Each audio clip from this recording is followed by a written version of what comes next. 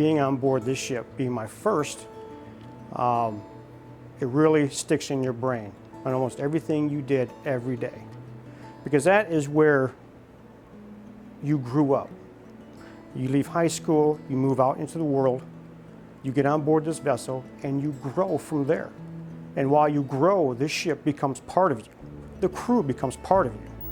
Like turning a page in time, Charles Struthers can go right back to 1981. Back to that 18-year-old new recruit who saw the U.S.S. Edson for the very first time. You have to remember, I'm a young kid from a small town. So when I rolled up to the pier and I have this ship in front of me, it's like, holy man, look at this thing. It was a massive ship. A massive ship, but not everything was big enough. The door stopped about 2 feet above the deck, what they call a knee knocker.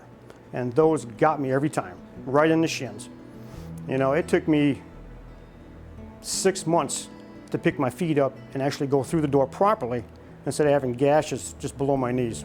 Scrape knees aside, these hundreds of tons of steel over the next 4 years would carry Struthers from Iceland to the north to the Falklands in the south and all the way to the Western Mediterranean. A lot of times you walk the decks and you look out over the ocean, seeing a sunset or a sunrise or whatever, and you really feel how far away from home you are.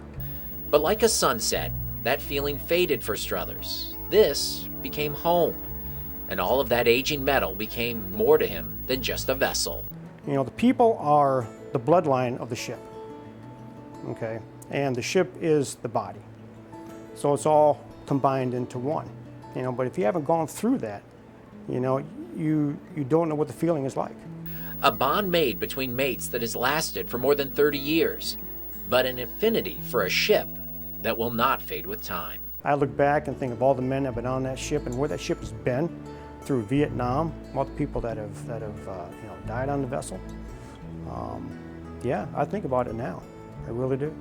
While exotic ports of call fill his Navy scrapbooks, his favorite memory of the Edson came close to home, and by complete surprise. In the 83 cruise that we did, I was bringing the ship into the MacArthur lock up at Sault Ste. Marie. And as soon as we got the ship in the lock and the gate closed and we're filling up water, bringing the ship up to the superior level, one of the crew members came in the door and said, "Hey, Struthers, you got some people out here want to talk to you." I'm like, "Excuse me? You got some people out here that want to talk to you?" I said, "All right." So I walked out to the bridge wing and he pointed up to where the people stand to watch the ships go through. And I looked up and my entire family was standing there. Struthers' time on the Edson came to an end in her final years of service. But this vessel's legacy can be found not only in his life, but also in the ships that would eventually replace her. The Edson, she was a workhorse. And I think the design they put in her made the future ships a lot better. So she was just like a stepping stone for the bigger and better ships. Now saved from the salvage yard, Struthers says a reunion is in store. It's been a long time. I haven't seen that ship since '85. I've seen pictures of it. I've seen it on TV. But physically being in front of you again, where I can go on board and see where I worked and lived for 4 years, it's going to be very exciting. Exciting and emotional for this man and the other men who gave so much for this country on this ship.